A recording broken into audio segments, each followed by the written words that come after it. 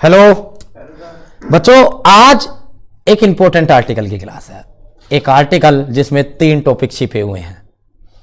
अच्छा article constitution का, relevant for exam, मतलब रिलीवेंट फॉर एग्जाम मेरे हिसाब से।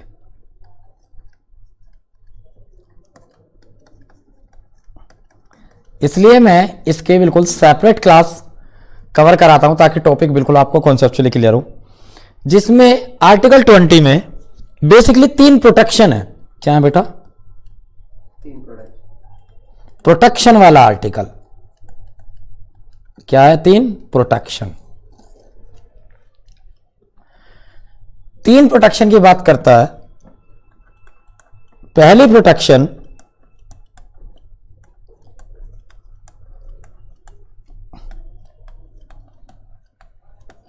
Protection against ex post facto law.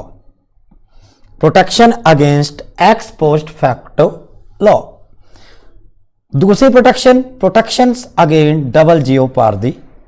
तीसरी प्रोटेक्शन प्रोटेक्शंस अगेंस्ट सेल्फ इंक्रीमेंशन। यानी कि कितनी प्रोटेक्शन हुई आपके बच्चे? 3 प्रोटेक्शन हुई इस आर्टिकल के अंदर। देखिए जी, फॉर एग्जाम्पल एक मैं आपको यह समझाना चाह रहा हूं। Protection against ex post facto law. मैंने कोई आज एक्ट किया, कोई काम किया जो आज के लॉ के हिसाब से लीगल था। इट मींस इलीगल नहीं था वो कोई काम, और बाद में आके उस काम को इलीगल डिक्लेयर कर दिया गया 4 साल के बाद। कितने साल के बाद बेटा? 4 साल के बाद उस काम को इलीगल घोषित कर दिया गया। तो क्या मुझे सजा मिलेगी? बताइए। मैंने कोई आज एक्ट किया है 2021 में।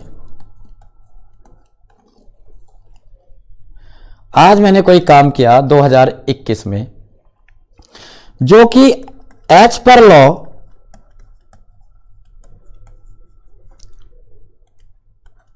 लीगल है, बोले तो इलीगल नहीं है। 2025 में पहुंच जाइए। 2025 में लॉ में मेरे इस काम को, जो मैंने ये वाला एक्ट किया था, इलीगल घोषित कर दिया। क्या डिक्लेयर कर दिया? इलीगल। कब? 2025 में।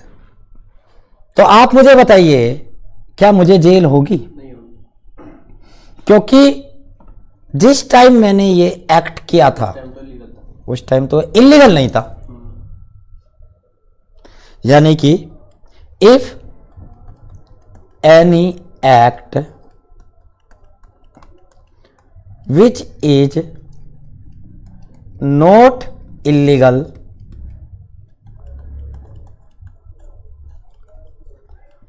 at the time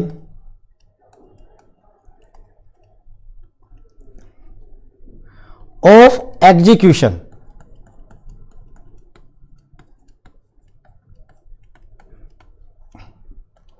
and subsequently declared illegal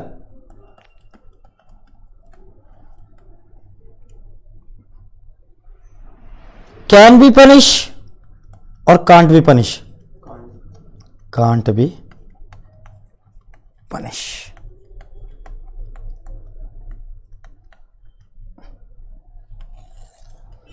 simple समझ में आया? यानी कि तो ये प्रोटेक्शन हुई कौन सी? प्रोटेक्शन अगेंस्ट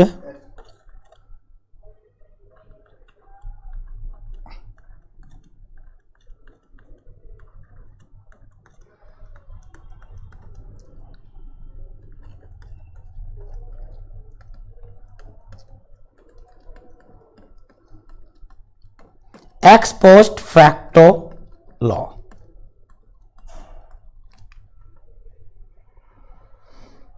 सिंपल टर्म समझ में आया? तो ये थी आपकी प्रोटेक्शन। पहली। अब मैं अगर दूसरी प्रोटेक्शन की बात करूं आपसे, ये तो जितनी भी प्रोटेक्शन हम पढ़ रहे हैं ये किस आर्टिकल के अंडर? आर्टिकल 20। Very good. पहली protection, protection against ex post facto law.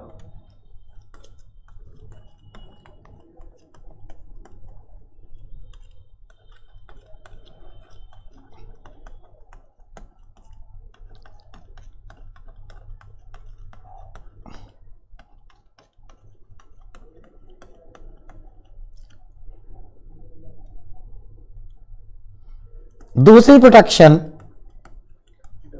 Protection against double जियोपार्थी।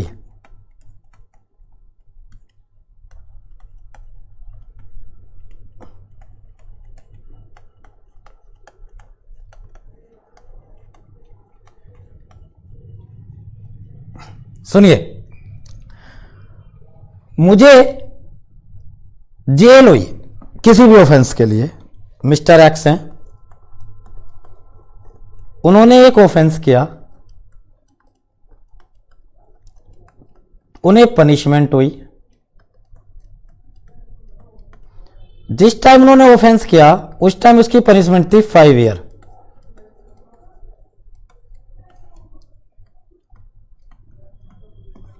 After 5 year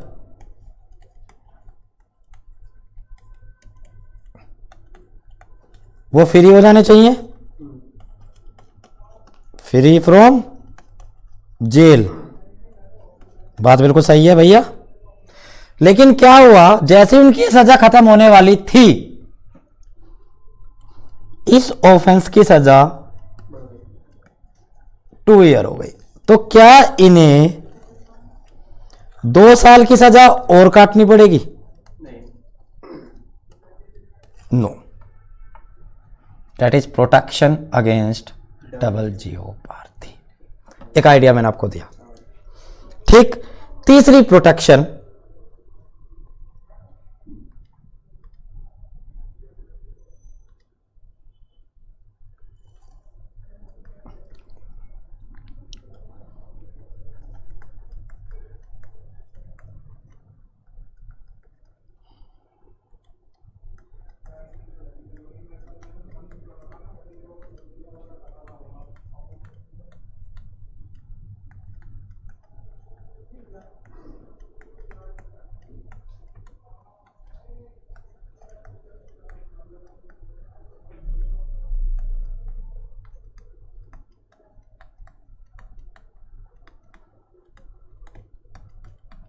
protection against self इंक्रीमेंशन।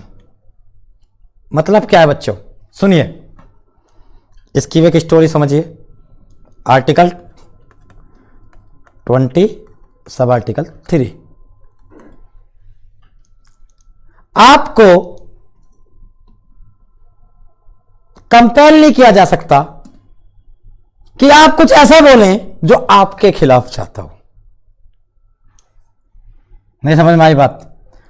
आप किसी ऑफेंस में थाने में बंद हैं,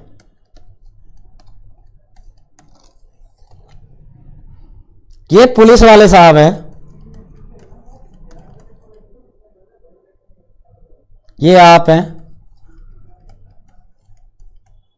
ये पुलिस वाले हैं। पुलिस वाले साहब ने डंडा दिखाया और कहा गुनाह कबूल कर, जबरदस्ती। क्या कहा? डंडा कबूल कर, कबूल कर, कबूल कर, तूने मर्डर किया है। डंडे के डर से गुनाह क्या कर?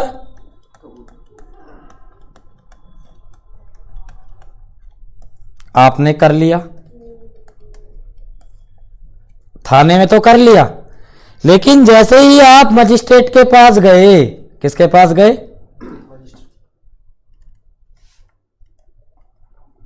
आपने इस बयान को पलट दिया, कहते हैं ना बयान पलट गया। समझ रहे हो मेरी बातों को? कि सर डंडे के डर पर करवाया था इसने। क्यों? ये अलाउड है? बिल्कुल अलाउड है, क्योंकि आर्टिकल 23 कहता है। देखो इस कॉन्सेप्ट को पढ़ोगे आप सीआरपीसी में, और इसका ओरिजिन कहां पर है? 23 में। क्या कहता है? 20 आर्टिकल 3 क्या कहता है?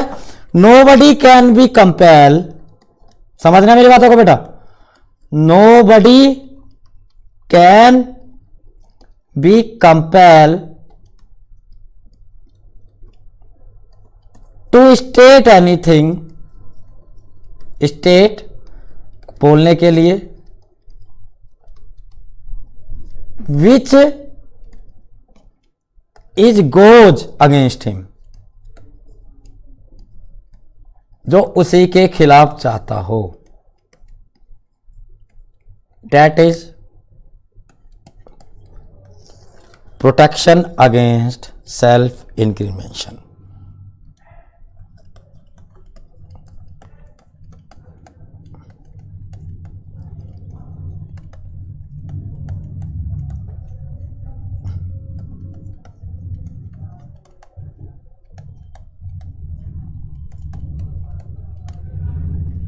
समझे बेटा? तो 3 आर्टिकल 1 सब आर्टिकल 3 और कितनी प्रोटेक्शन हुई? 3। अब जरा इनकी रीडिंग करते हैं, समझ में आया बेटा जी? देखिए पहला क्या बताया था मैंने? एक्स पोस्ट फैक्टो एक एग्जांपल दिया था। 2021 में ऑफेंस किया है, जब 2021 में एक्ट किया है वो ऑफेंस नहीं था, बाद में आगे उसे ऑफेंस डिक्लेयर कर दिया गया, सजा मिलेगी? नहीं। It lay down that no individual can be convicted, क्या बोला इसने? No individual can be convicted for action that were committed before the enactment of law which declare those action illegal. मतलब क्या है? जब तक उस चीज को के लिए कोई कानून ही नहीं था। फॉर एग्जाम्पल जैसे आज आप पॉकेटमारी करते हो और सीआरपीसी में पॉकेटमारी इलीगल नहीं है, या सीआरपीसी जैसा कानून ही नहीं है, तुमने आज पॉकेट मारी 3-4 साल, 5 साल के बाद कोई कानून आया कहा कि पॉकेट मारो पे 2 साल की सजा है, तो क्या आपको मिलेगी? क्योंकि एज पर द लॉ जब आपने किया वो केवल एक्ट था, ऑफेंस नहीं था। पॉइंट क्लियर हुआ? तो ये किस पर एप्लीकेबल होगा बेटा? ये क्रिमिनल लॉज पे। सिविल लॉज पर ये अप्लाई नहीं होती प्रोटेक्शन, यानी कि रेट्रोस्पेक्टिव इफेक्ट से भी सिविल लॉज पर पेनल्टी बढ़ाई जा सकती है, क्रिमिनल पर चलेगा। समझ रहे हो मेरी बातों को? Substantial law not on the procedure law. Substantial law जानते हो, जैसे आपका आईपीसी। प्रोसीजर लॉ जानते हो, evidence act, CrPC. It is clear? अब इस पर एक केस है, जरा आप ध्यान देंगे तो।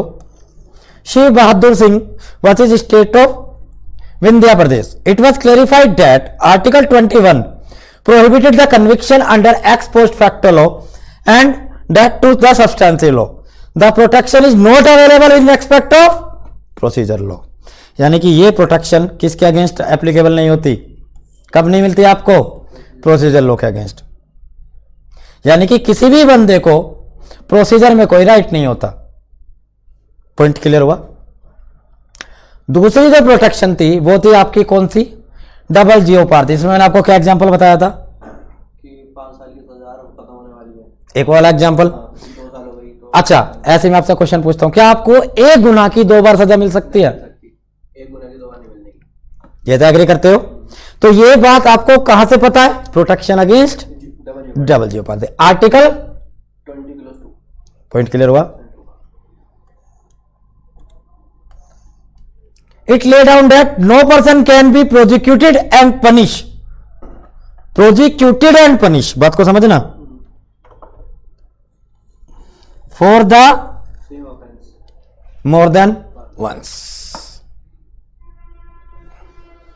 भैया एक बार गलती करी तो एक ही बार तो डंडे बजेंगे?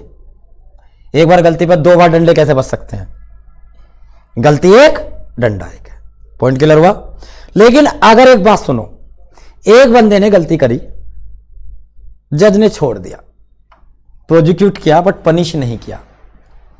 दो वर्ड मिलकर चलते हैं यहाँ पर, प्रोजिक्यूशन एंड पनिशमेंट। गलती करी बट छोड़ दिया, बंदे ने दोबारा गलती कर दी, उनका जज तो पागल है, रोज ही छोड़ दे वह। जज ने पहले इसलिए छोड़ दिया इसका कैरियर खराब हो जाएगा। अब बताओ क्या उसे पिछले ऑफेंस की मिल सकती है सजा? बिल्कुल मिल जाएगी, क्योंकि वो पहली बार बिना ऑफेंस के, बिना पनिशमेंट के छोड़ दिया था। ये एग्जाम्पल समझ में आया? पहले ऑफेंस की भी मिलेगी, दो offense बिल्कुल जी। जज ने छोड़ दिया यार, कोई बात नहीं, कैरियर तबाह हो जाएगा बंदे का। कोई ऐसा तो नहीं कि जेल में जाके कैरियर बनते हैं बदमाशी को छोड़कर। बदमाशी के तो कैरियर जेल में ही जाके बनते हैं, डिग्री मिलती है वहां पे। लेकिन जो एक पढ़ा लिखा बंदा है उसे लगा कि यार चलो ठीक है, ग्रेविटी ऑफ माइंड नहीं था, इतनी इंटेंशन नहीं थी, हो जाता है, रिवेंज में हो गया, थोड़ा बहुत हो जाता है, छोड़ो यार कैरियर पर, for the sake of career. जज थोड़ा सा पोलाइट हो गया, थोड़ा सा हो जाता है दया। लेकिन बंदे ने कहा अच्छा तूने तो छोड़ दिया, मैं दोबारा करूंगा। जैसे फॉर एग्जाम्पल हम घर में क्या करते हैं, बच्चा पहली बार कोई गलती करता है छोड़ देते हैं।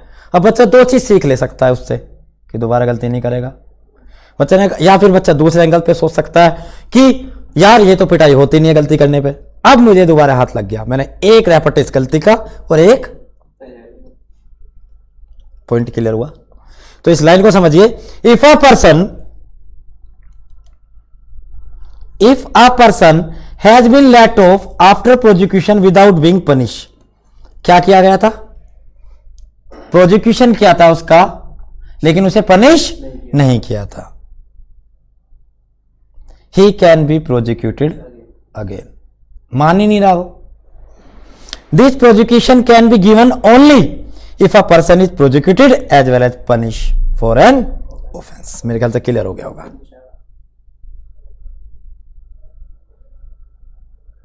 मैंने कहा दो वर्ड एक साथ चलेंगे, प्रोजिक्यूशन एंड पनिशमेंट। क्लियर? तीसरी प्रोटेक्शन आपको प्रोटेक्शन अगेंस्ट सेल्फ इंक्रिमिनेशन है बेटा, डिस्क्रिमिनेशन नहीं है, इसे सही कर लें।